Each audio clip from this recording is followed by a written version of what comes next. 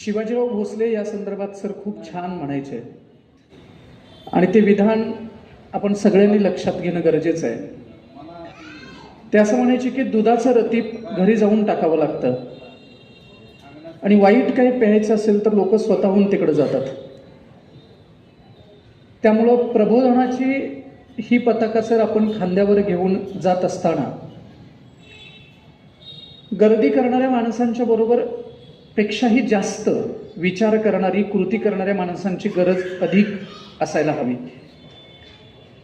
आणि हे वाटण्याची शक्यता अजिबात नाकारता येत नाही की मग असे कार्यक्रम बंद करून दुसरे कार्यक्रम आपण सातत्यानं आयोजित करावेत का, असं संयोजकांना वाटण्याची कुठलीही शंका नाही त्यांच्या मनात. ते त्यांना तसं वाटणं साहजिक आहे.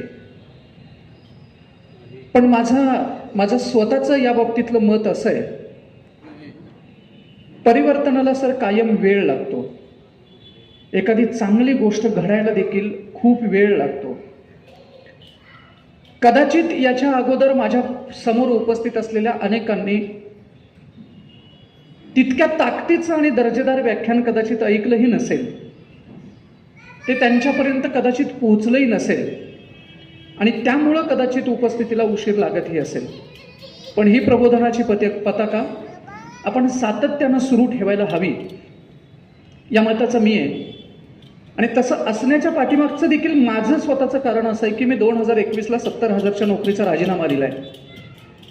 मला करण्यासाठी सर अनेक काम होतं किंवा व्यवसाय निवडता आले असते,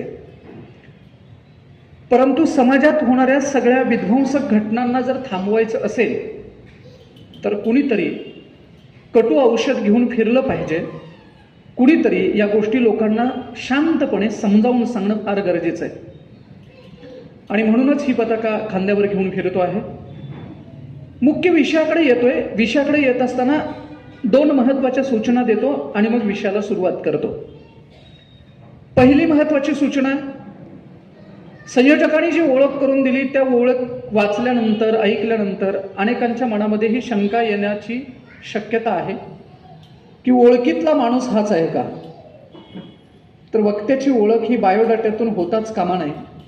तो बोलून गेल्यानंतर आपल्या आयुष्यासाठी आवश्यक असलेल्या गोष्टी त्याच्या बोलण्यातनं आपल्याला मिळाले का, याच्यावरून वक्त्याचं व्याख्यान किती चांगलं झालं हे ठरवावं. आणि दुसरी महत्त्वाची गोष्ट, मी तुमच्या आयुष्यातला महत्त्वाचा वेळ या ठिकाणी घेतोय. संयोजकांनी इतक्या चांगल्या ताकदीनं संयोजन केलंय याची मला पूर्णतः कल्पना आहे. त्यामुळं मी इथून पुढचा जितका वेळ आपल्या समोर बोलेन